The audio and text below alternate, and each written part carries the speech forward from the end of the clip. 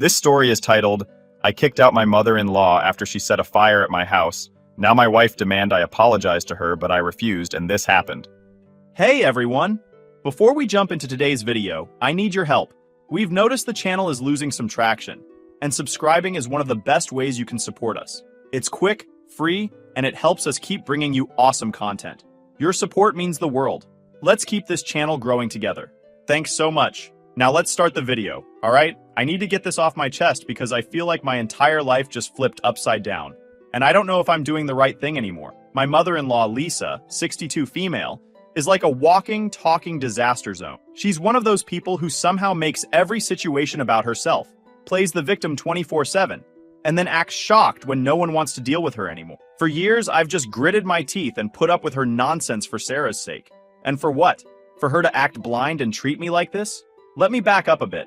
Lisa has never liked me. I don't know if it's because I married her perfect daughter or because I don't kiss the ground she walks on, but she's made it clear from day one that she thinks I'm the problem. At our wedding, our freaking wedding, she pulled Sarah aside right before she was supposed to walk down the aisle and told her she should really think about whether I was the right guy for her. Like, who does that? Sarah didn't listen, thankfully, but the fact that Lisa even tried still pisses me off to this day. It was a huge red flag that I should have paid more attention to. Then, when our first kid was born, Lisa managed to one-up herself. Sarah didn't want anyone but me in the delivery room, and she made that clear to everyone, including her mom. Well, Lisa decided that rule didn't apply to her, and tried to barge in anyway. When the nurse told her she couldn't go in, she caused such a scene in the waiting room that security had to get involved. I wasn't even there for half of it, because I was with Sarah. But when I came out to check on things, Lisa was yelling about how I was controlling, and how Sarah was pushing her own mother away. It was embarrassing, to say the least. So yeah, Lisa and I don't exactly have a great history. But Sarah? Sarah loves her mom, flaws and all. She always says, she's my mom, I can't just cut her off. And I get that. I really do. But there's a difference between helping someone and letting them bulldoze your life. Lisa has never figured that out. And apparently, neither has Sarah. Anyway, a few weeks ago, Lisa called Sarah crying. I don't mean regular crying. I mean the kind of dramatic, heaving sobs that make it impossible to understand a word she's saying. From what I could piece together, her landlord was kicking her out because she hadn't paid rent in months.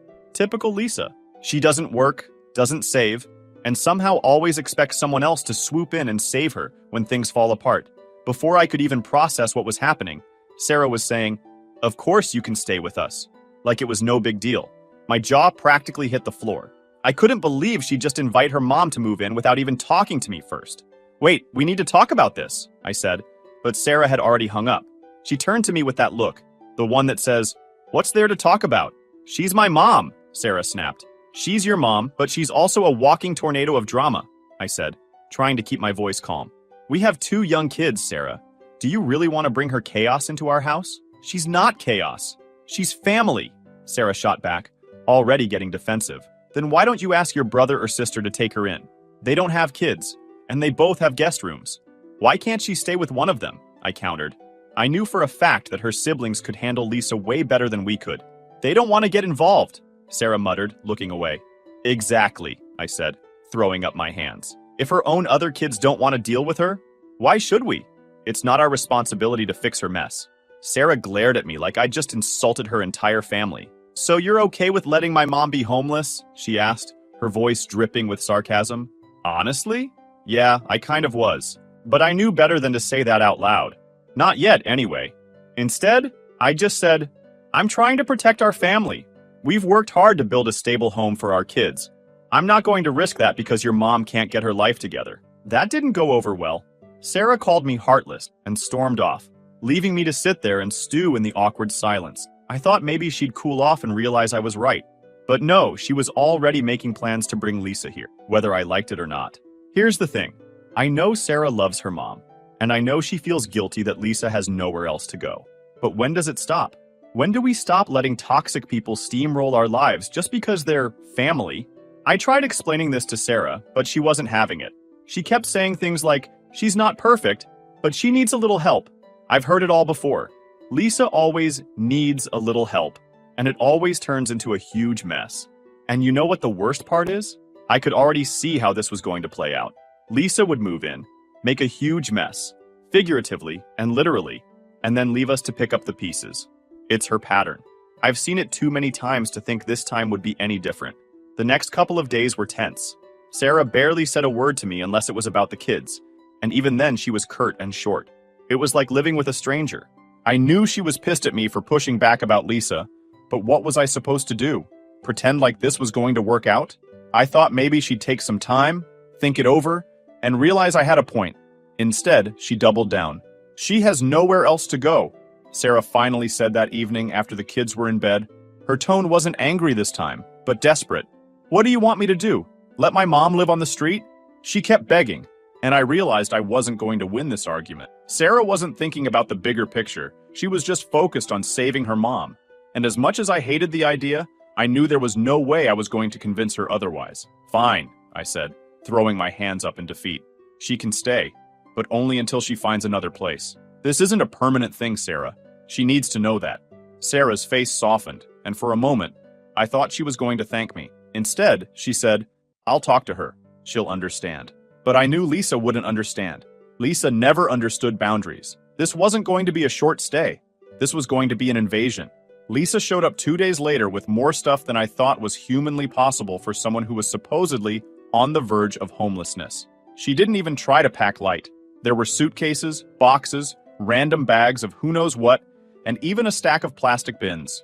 By the time she'd hauled everything into the house, the guest room looked like an episode of Hoarders. Thanks so much for letting me stay, Lisa said, flashing me a fake smile that didn't reach her eyes. I really appreciate it.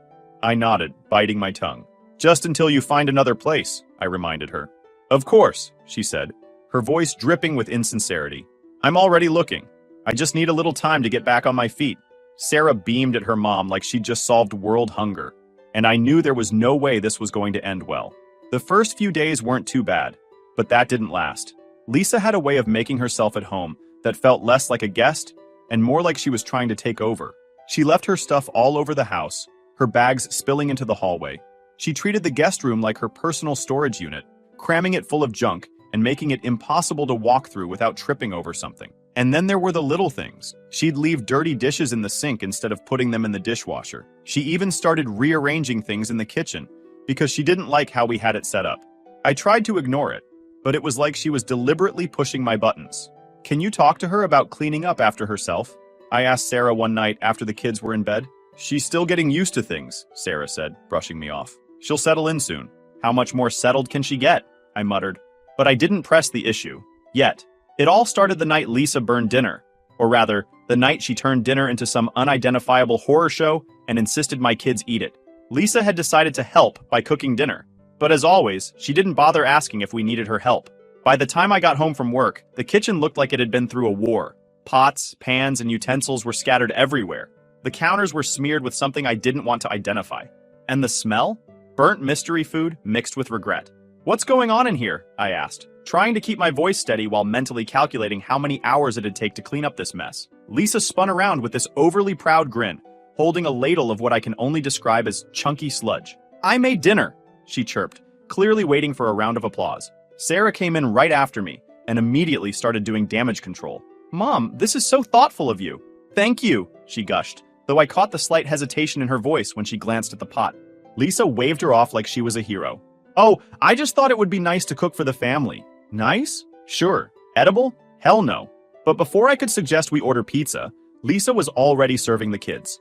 My poor kids, looked downright panicked when the bowls hit the table. They gave me that wide-eyed, do we really have to eat this?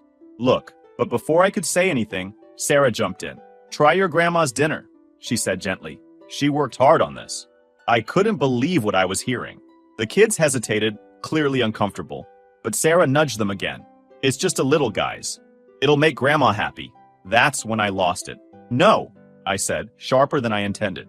Do not force them to eat something just because you don't want your mom to feel bad.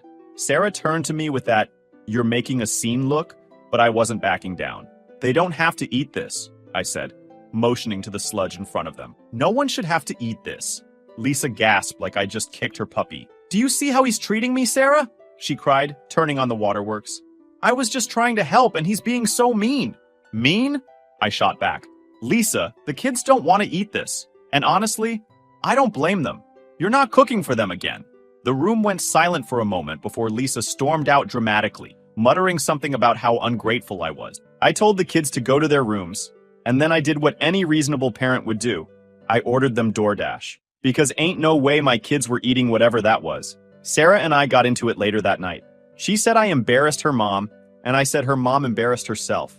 I mean, seriously, how is it my fault that Lisa turned dinner into a biohazard? If anything, I should have gotten a medal for keeping my cool as long as I did. While we were arguing, I caught Lisa standing in the hallway just watching us. She was giving me the dirtiest look, like she'd been plotting my downfall since the second I walked through the door. And honestly, I should have known that look was going to change my life forever.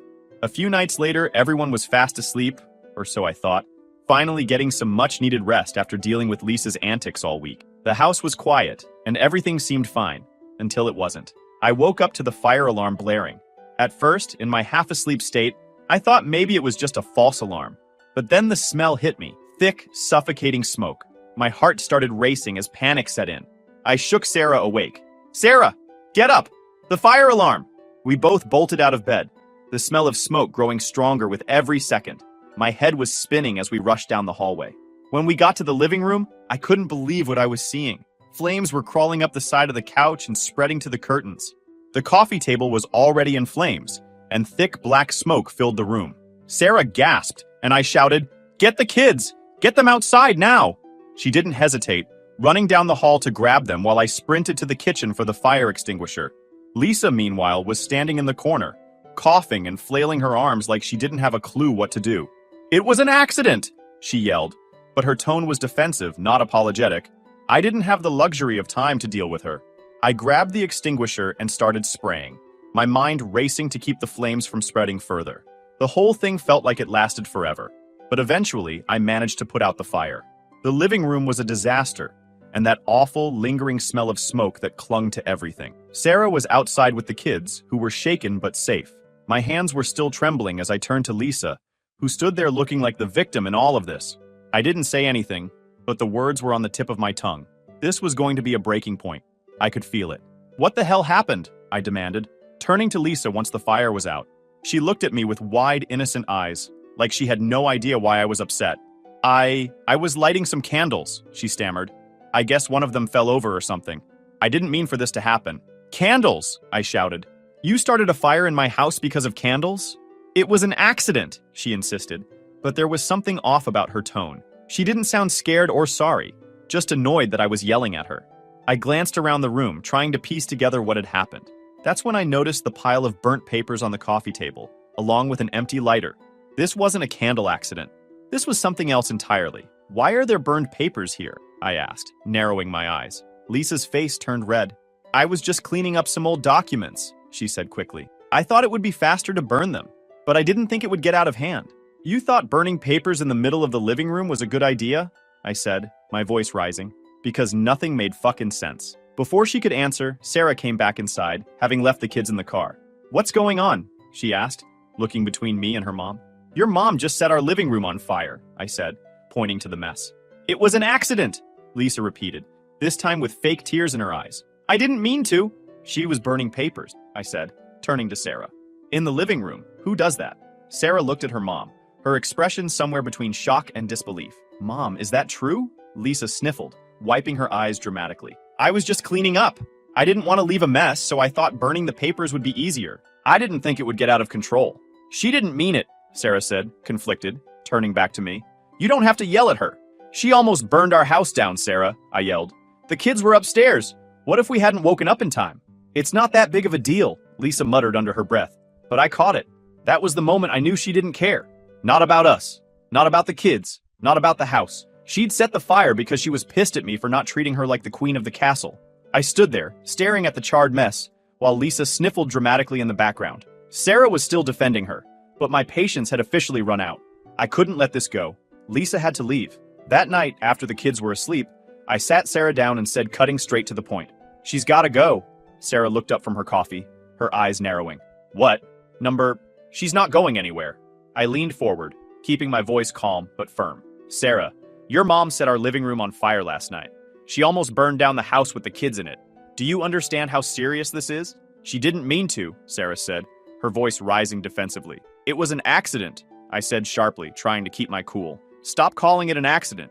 She was burning papers, Sarah, in the middle of our living room. That's not normal. That's reckless, Sarah said, her voice trembling. You don't know what it's like to feel like you have nowhere to go. I can't just kick her out. You're not kicking her out. I am, I said flatly. Because if you won't, I will. Sarah's face crumpled, and for a moment, I thought she might finally see where I was coming from. But then she said the thing that shattered me. If you kick her out, I'll leave too. I stared at her, stunned, but she continued. I mean it, she said, her voice shaking. If you make her leave, I'll take the kids and go. I sat back in my chair, feeling like I'd just been punched in the gut. You'd take the kids and leave me? For what? Just now, you didn't seem to care about the kids much when you were fine leaving them with her, even though she's reckless enough to almost burn us all alive. What changed now, Sarah? Or are you just trying to use our kids again to satisfy your unstable mother? Sarah said, tears streaming down her face. She has no one else. If you do this, I can't stay here. I was speechless. For years, I'd put up with Lisa's drama because I loved Sarah. I'd bent over backward to keep the peace, even when it meant sacrificing my own sanity. And now she was telling me she'd walk away from everything we'd built, our marriage, our family, to protect the woman who'd almost burned our house down? Sarah, think about what you're saying, I said, my voice cracking. She didn't mean to hurt anyone, Sarah said weakly. She's just lost. I stared at her in disbelief. Lost? Sarah, are you seriously waiting for someone to actually get hurt before you believe your mother isn't normal? She almost burned the house down with all of us in it. What will it take for you to see that this isn't okay? My voice was rising, but I couldn't help it. The thought of something worse happening made my stomach turn. What happens if there's another fire, and we don't wake up in time? What happens if one of the kids gets hurt because of her carelessness? My voice cracked, and I had to stop myself from finishing the thought. Sarah didn't respond. She just sat there, staring down at the table with tears streaming down her face. For a moment, I thought she might finally understand, but instead, she stood up and walked out of the room, leaving me sitting there with the weight of it all pressing down on my chest. By the time dinner rolled around, I wasn't going to wait for Sarah to do the right thing. I was going to handle this myself. After dinner, I cornered Lisa in the living room. You're leaving, I said, my voice low and steady. She looked up from the TV, her face immediately twisting into a scowl. Excuse me? You heard me, I said. Pack your stuff. You're out. Lisa laughed, but it was a hollow, bitter sound. You can't be serious. Sarah would never let you kick me out. She won't have to, I said, because I'm calling the cops. Before I could dial, Sarah came rushing into the room, her eyes wide with panic. What's going on? I'm calling the cops, I said, not taking my eyes off Lisa. Ignoring Sarah's protests, I dialed 911. Lisa started yelling, calling me every name in the book, but I didn't care. I told the dispatcher about the fire and explained that we had security camera footage of what had happened. When the cops arrived, the officers questioned her for a while, and Lisa tried to spin her usual sob story. But the evidence didn't lie, showing Lisa setting the papers on fire and standing there as the flames spread. She wasn't panicked. She wasn't trying to put it out. She was watching. Eventually, they escorted her out of the house. I didn't stop there. I pressed charges and handed over the security footage as evidence. I told the cops explicitly that she wasn't to come back to the house under any circumstances. They took it seriously, and a few hours later, they called my brother-in-law Tom to come pick her up. Tom showed up looking furious, though not at Lisa, of course. He wasn't thrilled with the situation and made it clear he didn't agree with me calling the cops. But I didn't care. Sarah, however, decided to go with her mom. She left the house without saying much, just a tearful look back at me before walking out the door. The kids stayed with me, of course. She did not think about them again. This was the last thing that happened. Sarah leaving with her mother without looking back at us. I knew this wasn't going to end well, and I made my decision right then and there. If she was picking sides, and the wrong one at that, then so be it. The next morning, Sarah came back and immediately started pleading with me to drop the charges. She was crying, her voice shaky, begging me to drop the charges, adding, I can't just stand by while you destroy her life. I stared at her, my jaw tightening. Destroy her life? Sarah, she's done that to herself. I'm not the one making reckless decisions. You can keep making excuses for her, but I'm done enabling this behavior. She did not argue much. She did look exhausted. The following days were tense. Sarah was cold and distant, her every glance and clipped word dripping with anger. But things got worse when I got home and everything was quiet. Too quiet. Normally, even on her worst days, Sarah would let me know if she was taking the kids out. Whether it was to her sisters, the park, or even just a grocery run, she always said something. But today, nothing. I stood in the entryway, my keys still in hand, scanning the empty house. My chest tightened. Something wasn't right. I called out, "Sarah? Kids?" My voice echoed back at me. No answer. My mind immediately started racing. Did she take the kids and leave? Did she actually go through with what she'd threatened? My hands started to tremble as I pulled out my phone and dialed her number. The first call went to voicemail. The second call rang through but went unanswered. By the third call, I was pacing the living room, my heart pounding. She finally picked up, but her voice was cold, distant. "What do you want?" "What do I want?" I shot back, my voice shaking with a mix of panic and anger. "Where are you? Where are the kids? Why didn't you tell me anything?" There was a pause before she answered, her tone completely indifferent. "We're at my brother's." Relief hit me like a wave, but it was quickly replaced by anger. "Your brother's? What the hell, Sarah? Why didn't you say anything? You just left with the kids without telling me?" "I didn't think I needed your permission," she replied flatly. "I took them to see their grandma." That snapped something in me. "You what? Without even talking to me?" "She's their grandmother," Sarah said, her tone still icy. "They deserve to see her." "Don't you dare act like this is normal," I said, my voice rising. "You took them without telling me, without asking me. You're completely ignoring the fact that this is my family too, Sarah. Are you seriously just trying to piss me off at this point?" "I'm not trying to piss you off," she said, her voice now clipped. "I'm trying to keep my family together. You've made it clear where you stand, and I'm just doing what I think is best for the kids." "You think what's best is taking them to the person who almost burned our house down?" I snapped. "You think what's best is cutting me out of the decision completely? This isn't just about you, Sarah." She sighed heavily, and for a moment, I thought she might actually listen. But then she said, "I don't have time for this right now," and hung up. I stood there, staring at my phone in disbelief. Anger surged through me, but beneath it was a deep, gnawing sense of betrayal. She wasn't just ignoring me, she was making it clear that I didn't matter anymore, that she'd chosen her mother over me, over us, and she wasn't even trying to hide it. I clenched my fists, pacing the room. This wasn't over, not by a long shot. That evening, Sarah came home, the kids in tow, but things were far from normal. She put them to bed without a word to me, then sat down at the kitchen table with a look on her face I couldn't quite place. It wasn't anger, but it wasn't regret either. "Sarah, we need to talk," I said, sitting across from her. She shook her head, her expression hard. "I don't know what there is to say anymore." "There's plenty to say," I replied, trying to keep my tone steady. "We need to talk about what this is doing to our family, to us." She sighed, rubbing her temples. "I can't abandon her. She's my mom, and I can't keep doing this," I said, my voice heavy with exhaustion. "You've made your choice, Sarah. You're choosing her over us, over the kids, over me. And if that's where we're at, then maybe we need to stop pretending this is working." Her eyes widened, and I could see the realization dawning on her face. "Are you saying we should separate?" The words caught in my throat, but I forced myself to nod. "I think we need space. Time to figure out what we both want. Because right now we're just hurting each other, and the kids." She didn't respond right away, but the silence spoke volumes. When she finally nodded, her shoulders slumped as if the weight of everything had finally caught up to her. "Maybe you're right," she whispered. We sat there in silence for what felt like hours, the reality of what we'd just agreed to sinking in. I wanted to tell her that I loved her, that I didn't want this to be the end, but I couldn't bring myself to say it, not when I knew she was still so tied to Lisa. The next morning, I woke up to the sound of muffled sobbing. I found Sarah sitting on the edge of the bed, her head in her hands, her whole body shaking with the force of her cries. "I love you," she said, her voice breaking as she looked up at me with tear-streaked cheeks. "I love you so much, and this is not what I want. But I can't abandon her. My mom has no one. My siblings, they don't care. They're willing to throw her in the streets, and I can't do that. I can't." Her words were like a punch to the gut. I knelt down in front of her, trying to keep my own emotions in check. "I understand, Sarah. I really do. But that doesn't make it my responsibility. It doesn't mean we should sacrifice everything we've built to keep her afloat." She shook her head, fresh tears spilling down her face. "I'm going to stay close," she said, her voice trembling. "I'll still take care of the kids. I'll see them every day. But I can't leave my mom, and I can't make you live with this anymore. I know it's not fair, but I don't know how else to do." I nodded, swallowing the lump in my throat. "I get it. I don't like it, but I get it." That evening, we sat the kids down and told them as gently as we could. We didn't use the word separation, but they were smart enough to know something was wrong. Sarah would be staying at her sister's house for a while, and I would stay in the house with them. They cried, and it broke both of us. But we reassured them that we both loved them, and that nothing would change between them and their mom.